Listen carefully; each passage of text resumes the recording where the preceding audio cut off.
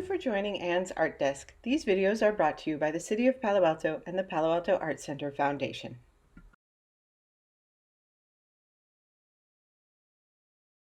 As I said before, all of you are very visual people. That's why you like this class. And you probably have a pretty good sense of how things ought to be. And design is really you learning to trust that sense of how it ought to be. You should have a pretty good sense of it. And I see this illustration getting bigger and bigger because my elements are pretty much too big for my camera, which is kind of interesting. So maybe you guys can bear with me for a minute. There's no reason you can't think sideways. Excuse me while I clear them. For some reason there's extra levels of chaos today. So something you can do is just decide this is going to be a pretty big illustration. You know, and if you send it off to a gallery or a magazine, they don't care how big it is. They'll just make it the right size. What they do care about is its aspect ratio and whether its aspect ratio suits their magazine. So something I kind of like. Have you done something for Bay Nature? You know, I've always thought it would be really fun to do something for Bay Nature, but I think Jack Laws is doing something for Bay Nature, and I love him so much, and he's such a great artist, and I think he's the proper person to do it. I don't know if you. I got something, an email from them, and it looked like what we had been doing in class. Yeah. To me. Yeah. It probably is. I mean, Bay Nature is this really nice local nature magazine. You can get on their editorial list. So almost every magazine sends out a little what we're doing in the future. And Bay Nature, I've been on Bay Natures for years, and it says, you know, in 3 months we'll be publishing an issue about the marshlands along San Francisco Bay. So please send us all your beautiful photos of marshlands of San Francisco Bay. And we'll pick some. For instance, we're going to have an article about the Clapper Rail recovery. We're going to have an article about salt pond transformation. So they're kind of focusing on a theme. So if you add your name to these editorial calls, essentially, you could then cue your illustration pitches to the editorial calls, which would be kind of interesting. Another way that I think would be great to approach something like Bay Nature is say, I would like to have a monthly page in your magazine. And I'll fill it with a nature story, or I'll fill it with an ID guide to something, or, you know, you just have a sense of what's going to go there and make a few to show them that you'll be consistent, and see if they'll do it. They will probably never commit to you up front to be like a regular columnist, but you could pitch a column to them and see if they'll run it once or twice and see how it does. This would never, ever, ever make you a living. It's really for fun. I was doing political cartoons for the Mountain View Voice for a couple months, and they would pay me for it, and it was $15 a drawing. And I was so proud of that $15. I don't know, just somehow participating in the press was really lovely. I liked it a lot. So that was really fun. I enjoyed it very much. So it turns out that if you do editorial cartoons or anything like this where you want to publish in a magazine, or what you need is syndication, because if I were to publish the same political cartoon in several different newspapers, I would get $15 per newspaper. Per incidence is what they call it, which means it would then be worth it to me to draw political cartoons. If I had it running in like 50 or 20 even, it would still be sort of candy money, but super fun. But it's really not that hard to approach magazines and periodicals, and even to do it on Instagram. I always tell people that they feel like they can't get things published or shown, but the world is hungry for new content and for new ideas. And especially magazines and newspapers, if you're willing to do it for candy money, they don't have any money, so they'll be very happy to see you. So Yeah, Mountain View Voice was sad when I said, I love doing these, but they take me 8 or 10 hours per one, so I'm not doing. I'm gonna put my resources elsewhere. Much as I would love to do it. So that's kind of how, if I were to make this into a real page, this is sort of how I would lay this out.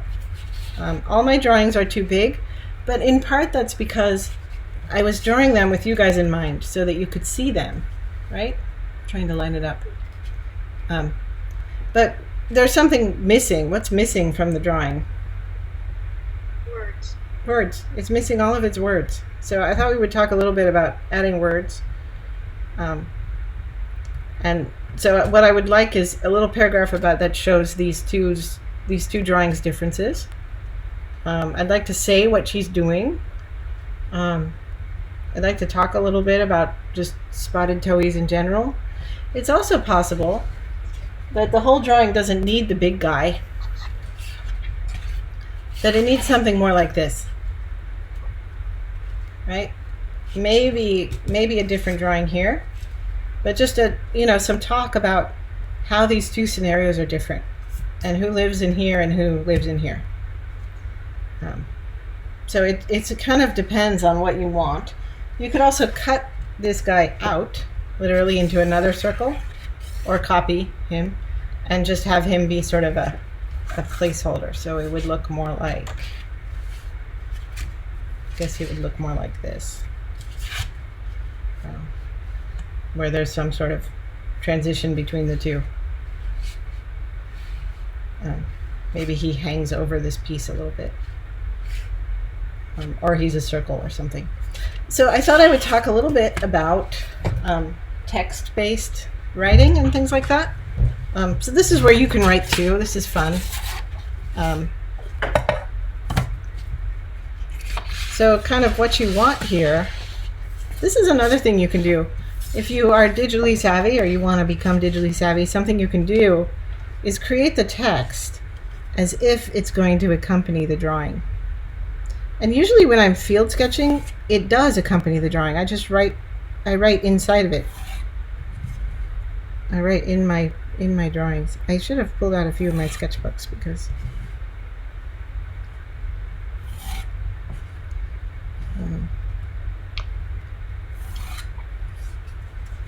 so what we have here is, and I'm going to try and write really big so you can see it, and let's see, it will also help to put it in the light. And I bought actually went to the art store and bought pens for this very purpose. So I'm going to write with a 1 and a 2. So can you guys see the little lines? I can make them darker. A little bit, yeah. Yeah, let me just make them darker because I can erase them. Right now they're about the way I would do it if I weren't performing on screen. But it's important for you guys to see them. And you can get as persnickety about this as you wish. I actually really like adding text.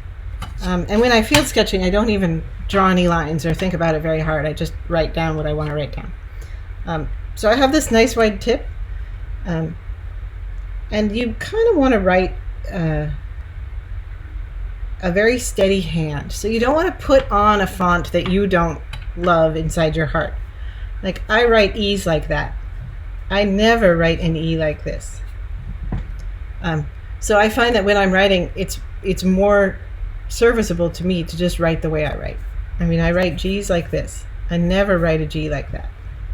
Even though this G is somewhat more clear, it's not the G I naturally use.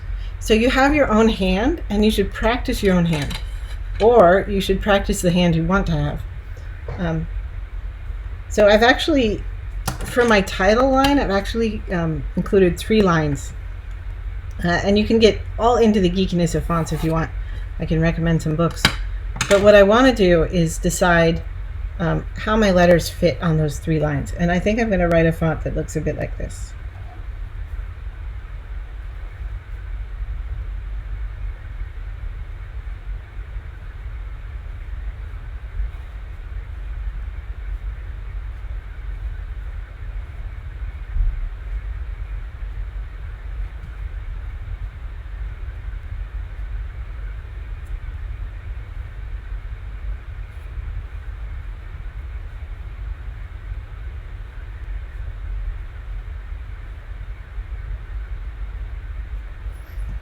So you'll notice there, I forget the words for this. Does anybody remember? You see how the tops of all the lowercase letters and all the markings meet the middle line? And then the rises on the capitals meet the top line. And keeping that kind of thing steady helps your font look more formal. If I were to write, oh wow, that doesn't read right. Oh my gosh. So you just saw something that happens to me all of the time. And I was actually going to talk about this. When you are writing calligraphy, you are literally drawing. You are not using your spelling writing brain. So something that most people do is they'll sort of they'll literally write the letters that they're then going to draw.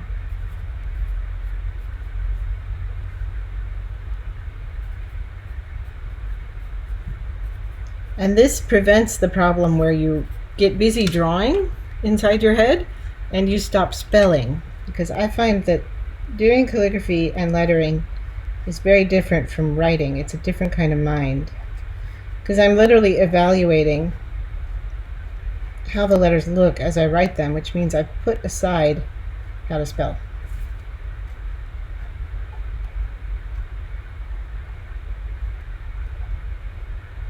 And I am actually probably not a good person to teach you this, because I'm really bad at it and I seldom do it formally, but it is super fun to do.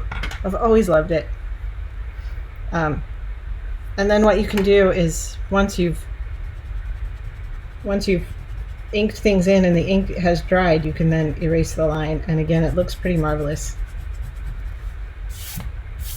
I find that I'm even worse at this than usual because I am talking at the same time.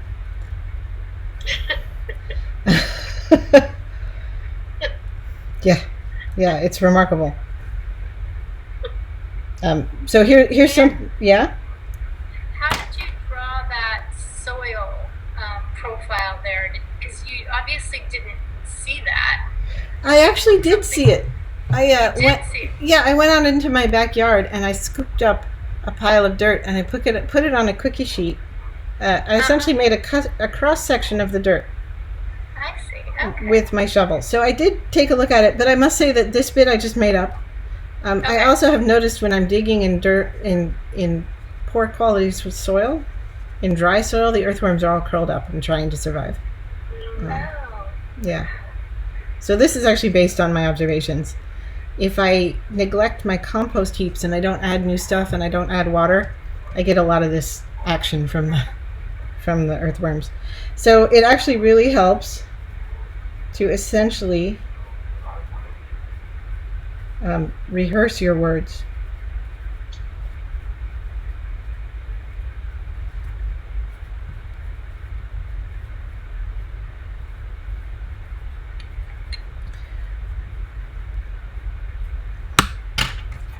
So I find that this really helps the outcome of the entire thing, to have already spelled and written out what I want to say.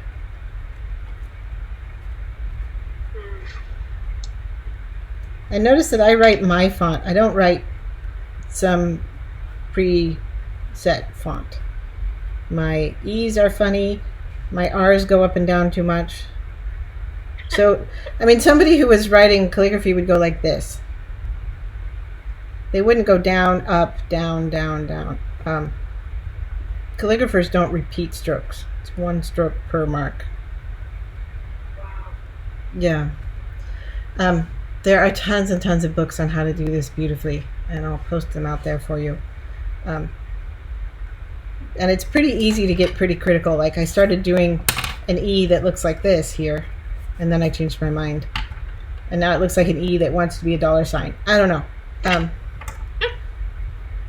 Here's me flying free. Soil, dry, and crumbly.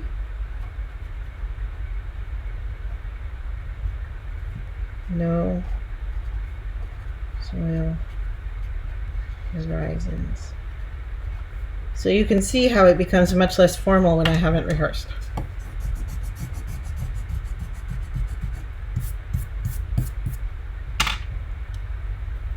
And I would also say something like not many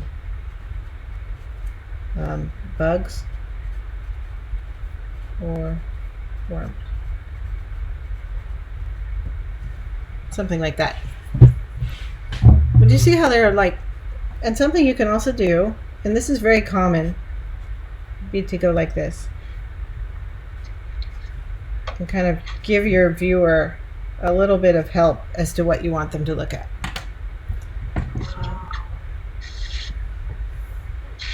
Yeah, and then you would just do the same thing. I thought I had another piece of this nice paper with the other one. Oh, here it is. Where you have a lot of good things to say about this one.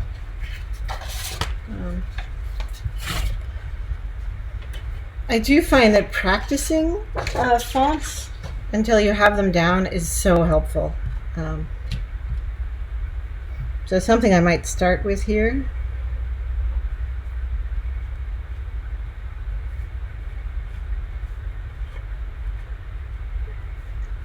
Huh, there I go, writing an R. So common. Okay, so watching somebody write is boring, so I'm going to stop doing that. Yeah. And then I would say, moist soil. Lots of soil horizons, which is sort of a soil science thing I'd have to explain better elsewhere. Active earthworms, and so on and so forth.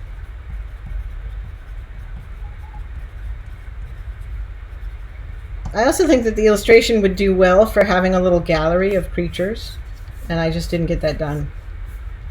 And I would actually key them out and put their scientific names and a little scale, darkling beetle, 0.5 cm, that kind of thing. I'm getting to the point where I could write a book on this stuff. I'm getting enough little illustrations on it. So yeah. Illustrations. What? Yeah. And then this one. Yeah. This one would be called Soil with Mulch.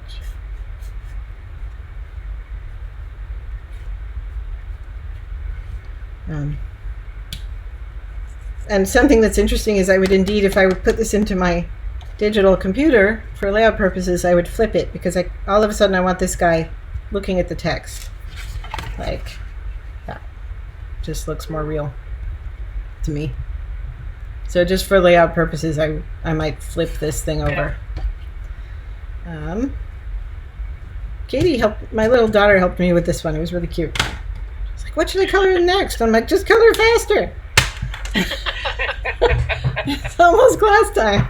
So you did a good job. Yeah. Yeah, these things happen, Yeah,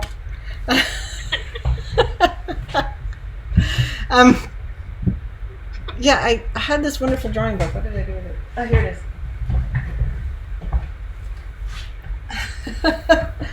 So all you need to become a good letterer is you can spend some time on the internet, or you can just find one of these many, many books, which is about how to write your own letters, how to make yourself a font, whatever you want to do. And usually, like, you kind of want something very simple. I mean, unless you're making word art, if you just want to write for a science illustration, then you need a very simple alphabet. And it should probably be quite close to what you naturally write. For daily purpose. So this is done with masking fluid. And then the masking fluid is rubbed off. Which is kind of cool. Okay, so those are all great fun. I really love them. Let's see how my masking fluid is doing. Some of it's dry and some of it is not. So something you can also do with letters. you can just add various things. I tend to think everything should have a punctuation mark. But there's a lot of thought in scientific illustration and scientific writing that punctuation might be what's called chart junk, like too much. You don't really need it. Yeah. I'm not of that mind. I prefer my punctuation in its proper place. So that's that is sort of the way I would lay this out. I did think about doing it online for you, and I did think about all sorts of ways to combine them, but I have the problem of they are too big to show you under the camera. So I thought we would do something else. I can do a little slideshow of me actually doing it in a real program. So when I say real program, there's a lot of debate about this. But if you want to start manipulating your artwork in a program, Adobe Photoshop is what people usually use. Or InDesign, or Illustrator, or all of the above are sort of required. Again, cannot write and talk. However, No. what? In Photoshop is fairly complex if you're just gonna pick one up. Yeah, they're sort of too expensive for That too. daily use. Isn't InDesign like a simpler version of No, Photoshop? no. InDesign they each have a different job. So Photoshop manipulates images. InDesign lays out pages. So you take your images and you put them in InDesign and you lay out your pages. Illustrator is for vector illustration. Yeah, I know what Photoshop and Illustrator are, but I didn't realize InDesign was a different. Yeah, it just has a different job, and these three work together very beautifully. However, I found a really wonderful program that's a workaround from the huge fee that Adobe likes to charge artists, because it really is a professional tool, right? And most people get it through their workplace, not buy it separately. Right. So I found this really wonderful program, and it's called Adobe Photo, or Affinity Photo, and what are the other ones called? There are 3 of them, and it's a suite of things that essentially do the same thing that Adobe does, but for a lot less money. So I really like Affinity, and I think it's Affinity Layout, Affinity Photo, and Affinity Publisher or something like that. But they have the exact same sort of structure, and they're not this crazy subscription fee you have to pay. So I would always recommend that to people if they want to. There's a third option, so that's even cheaper, but it also doesn't do as much, and it's completely online, and it's called Canva. But if you need to make newsletters, spreadsheets, lay out little mock-ups of science illustrations or whatever, Canva is probably where you want to start, because it's a really nice little program. I like it a lot. If you see a lot of things on Instagram and stuff like that, they're all made in Canva. Yeah, like if you see like word art quotes on Instagram, whatever, they're usually made in Canva. So that's kind of my spiel on lettering. Do you guys have more questions about lettering? You can, of course, make it as silly as you want.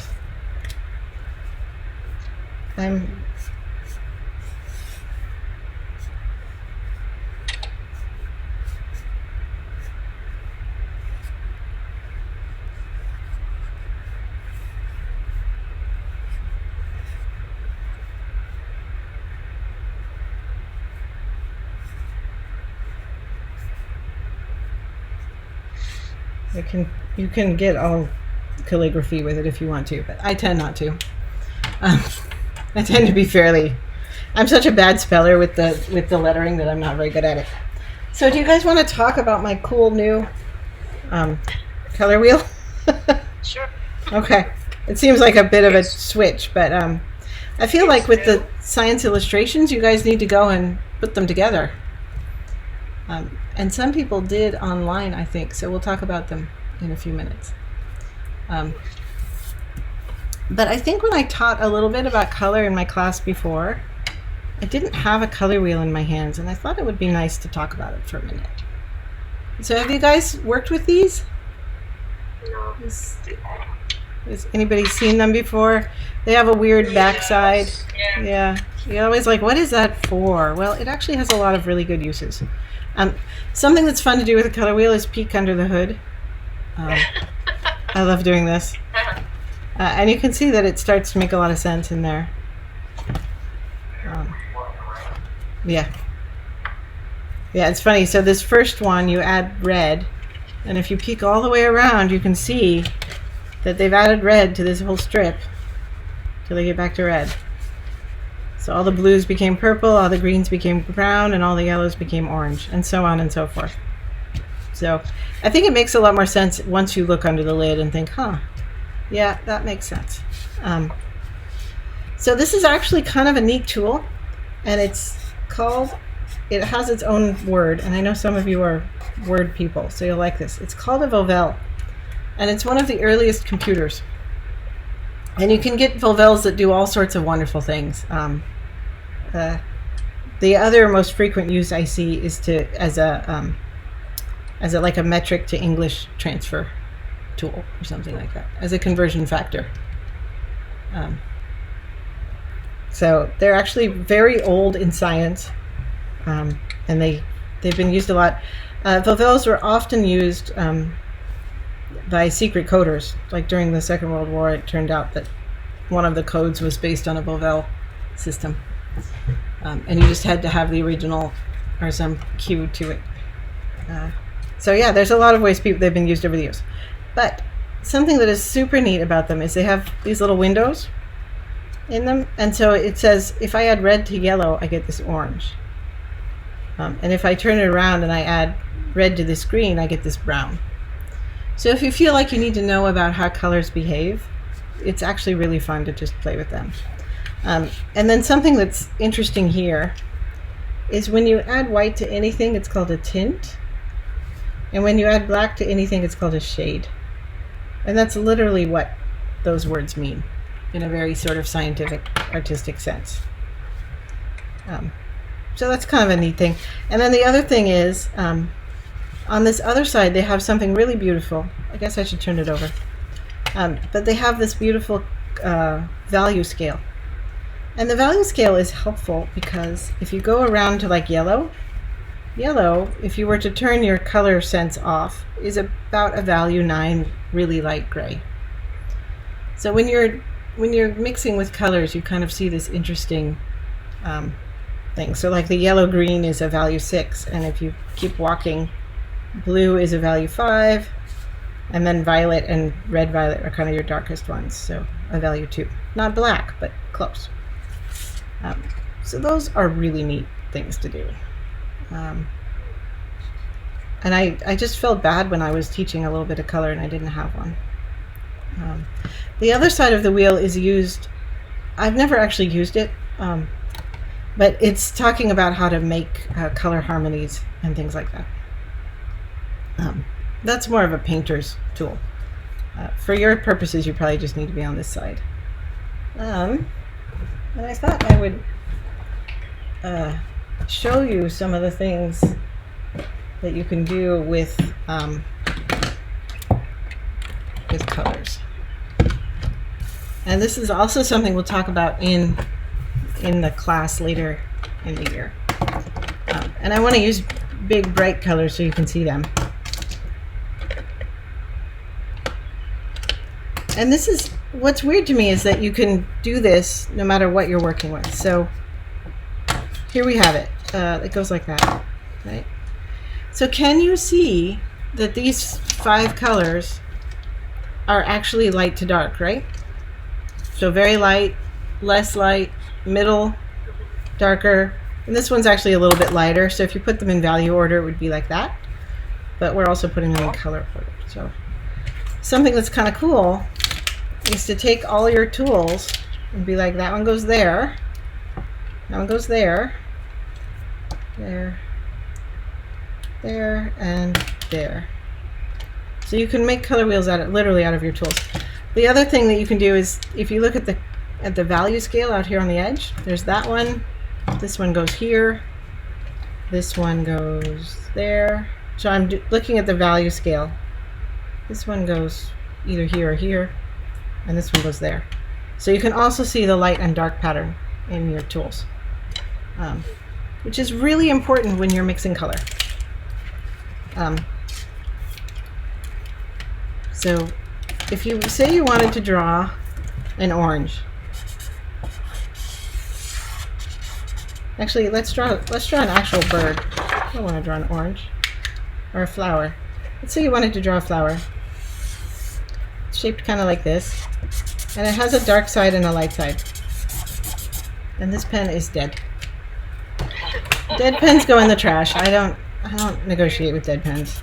This pen is also dead. Oh. Here we go. Better, a little bit better.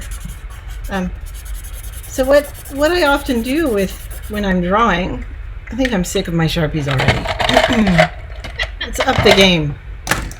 Goodbye, Sharpies. You lose. So what you do with color that makes it so beautiful, like if you like this drawing, it's colorful because I haven't used black. I've used purple, dark blue, dark green, dark red, orange, blue, a little bit of pencil. It's actually really richly applied. And opting into color is one thing that will make your drawing stand out from the crowd, because so many people draw without thinking about how strong or bright the color has to be. So this is actually a blue, but it looks black because it's in a field of orange. If you want to meet the ultimate color geek, his name was Jay Albers. Yeah. Rothko based a lot of his stuff on Albers. And if you're looking for a good book about it, here it is. Actually, went into my library and found all my old books, which is nice. But he's like the geekiest person about color ever. So just to revisit this, rather than adding white to my flower, I'm going to add yellow to the sunny side, which is what makes it look light or dark. And rather than adding black to the shady bits, I'm going to add a darker color, an actual color. So when I want to differentiate bits inside the flower, places that I would often put a pen mark or something, I'm going to just make the difference with a darker color.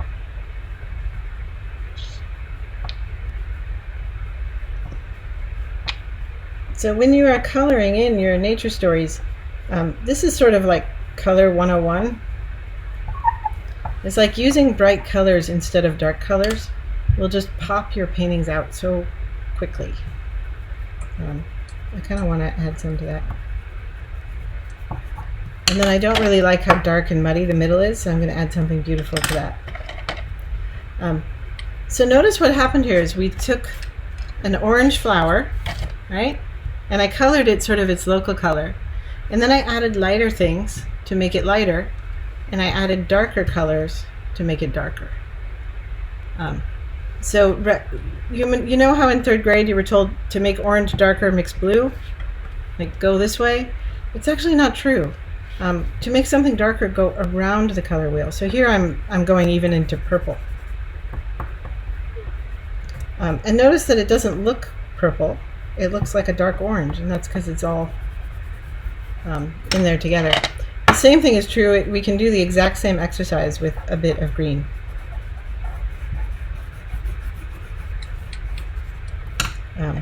And all of these are water-soluble pencils, so they all have the magic.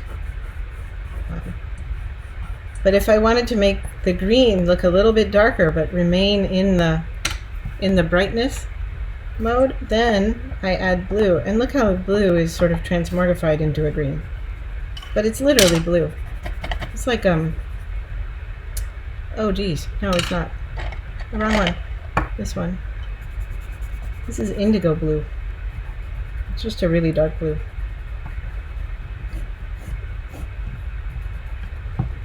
And then if I want there to be a light part of this, I can add yellow. But notice that the yellow doesn't make it look like a lemon, it just makes it look lighter.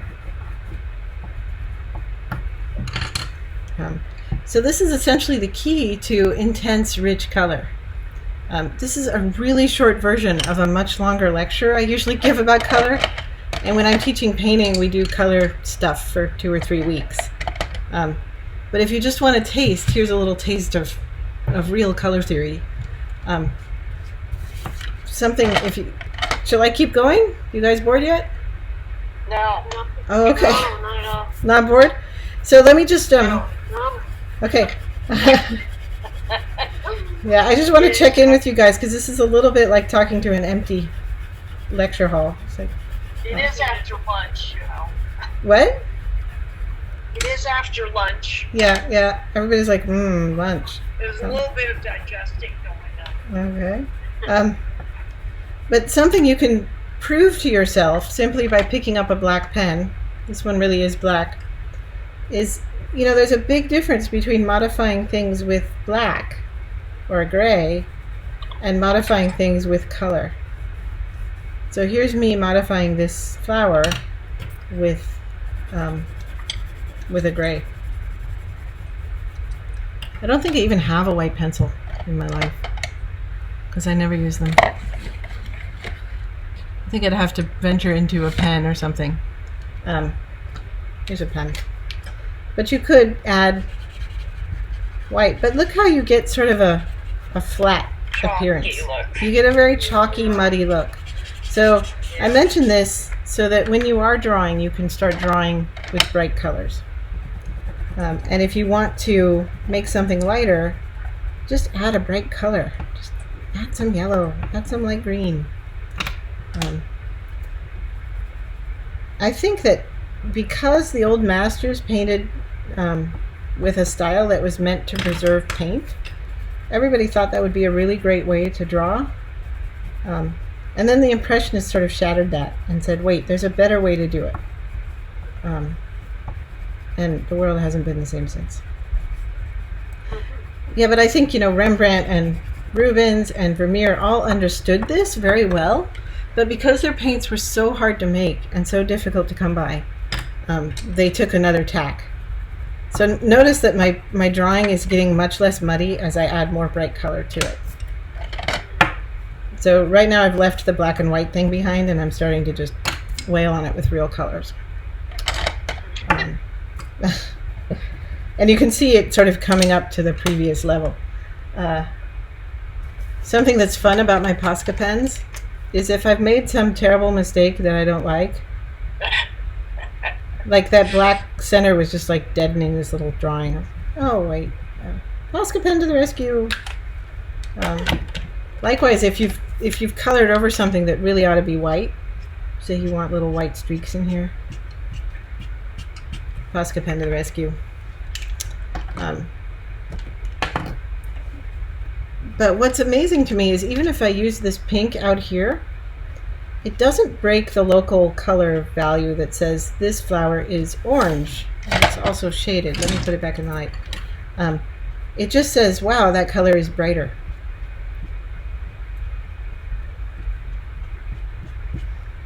So have you ever gone into a library or a community building or a cafe and looked at the artwork on the wall and thought, wow, this stuff is really gray and dull and somewhat boring? What has literally happened is the person who painted it has used this technique here rather than this one. They haven't learned this lesson about intensity, is essentially what we're talking about. And when you choose to color things with lights and darks, you aren't taking care of. It's not that it's a horrible way to paint, but you're not prioritizing intensity. And intensity in this case means how bright the colors are. I'm kind of getting in on these little dots.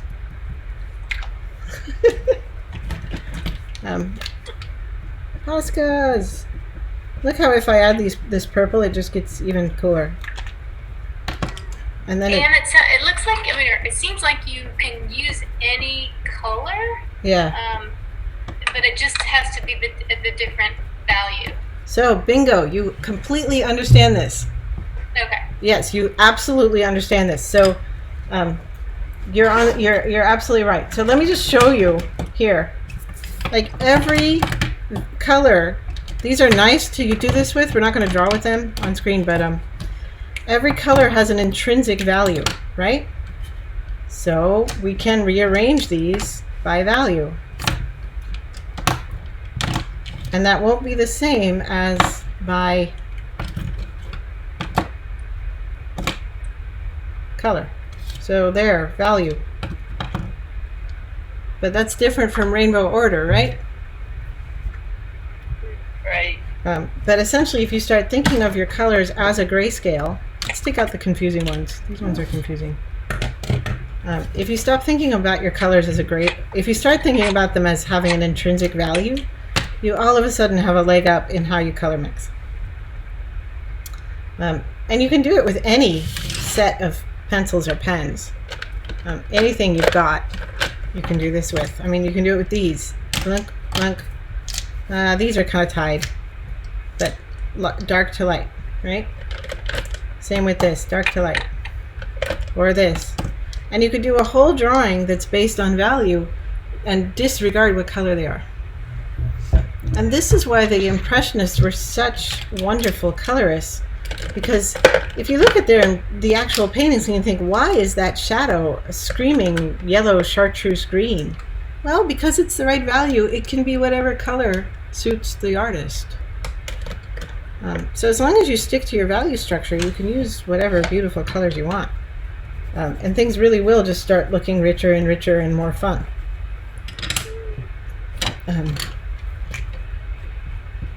Oh, that one's dirty. I don't know what I did with my yellow. I guess that's what I'm looking for. And then something that's... Yeah? Yeah, I'm sorry, Rob. Is there different types of color wheels? Yes. It's a good question. Which one is like the best one? Is the one that you just showed? Is that like the best one for even like when you do acrylic painting? This is probably the best one for acrylic painting. If you love watercolor paints and you want to be a watercolor painter, hanging next to this one was a watercolor one. And it was actually printed with the pigments that appear in watercolors. Like there's a square that says phthalo blue, so that when you were to paint with the pigments you have, you would then have a color wheel that's cued to your pigments. So it kind of depends on what medium you want. This is the one I use in part because I teach in several different media. If I were only teaching watercolor, I might get the watercolor wheel. Okay. Yeah. So that's a good question. But these things are super fun to work with. I like this. It's getting better and better.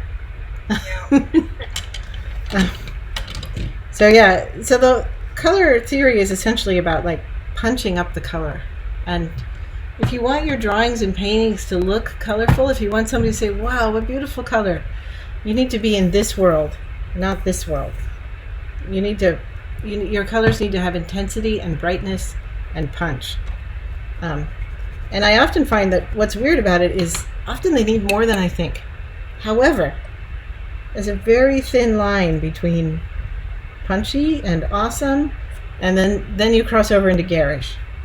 So you've probably also entered a gallery in Carmel or someplace and been like, wow, this art is terrible. It's so garish.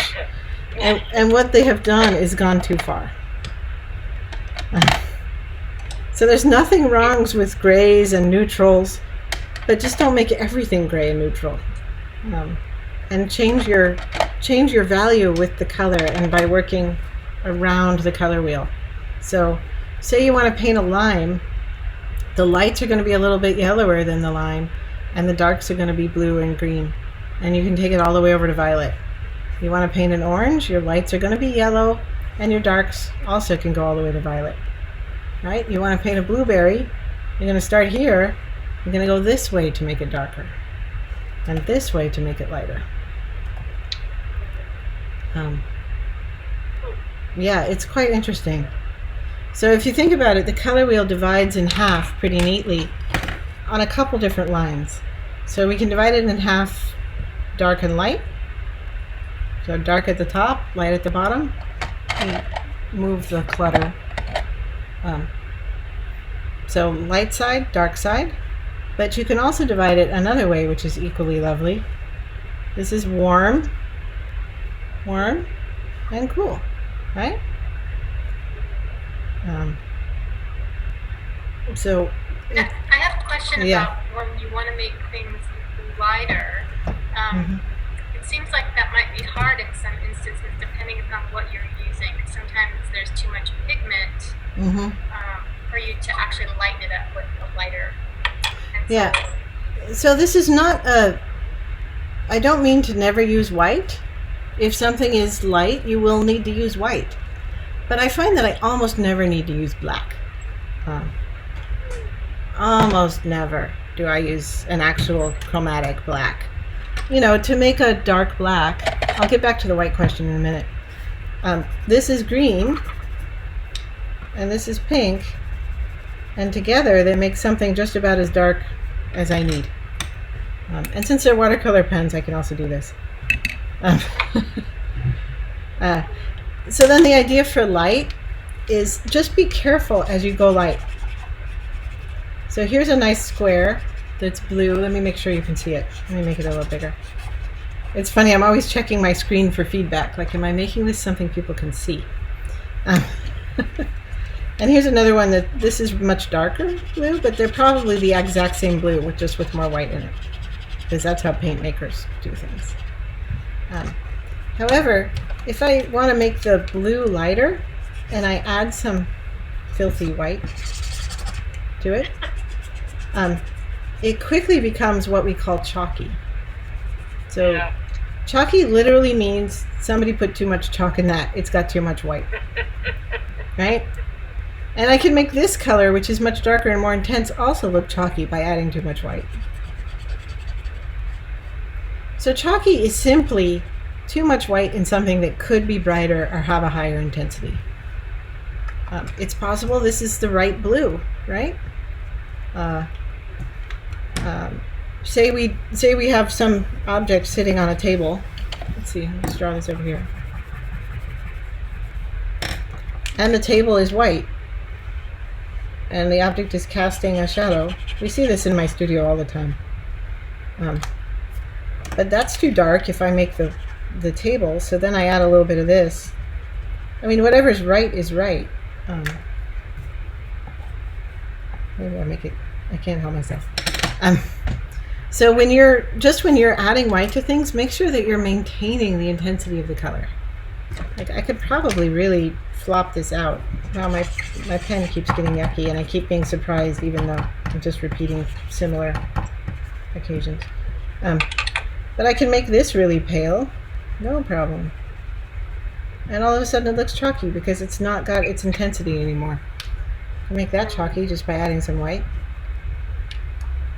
You've seen this a lot in paintings. Like, I've done this a lot in paintings. I have a giant painting I tried to work on in time to submit it to a big fancy show, and I wrecked it by adding too much white. And I had to choose a different artwork instead of send this awesome painting. Yeah, it happens all the time. But you've essentially lost what was charming about that little drawing when you add all the... and you can get it back.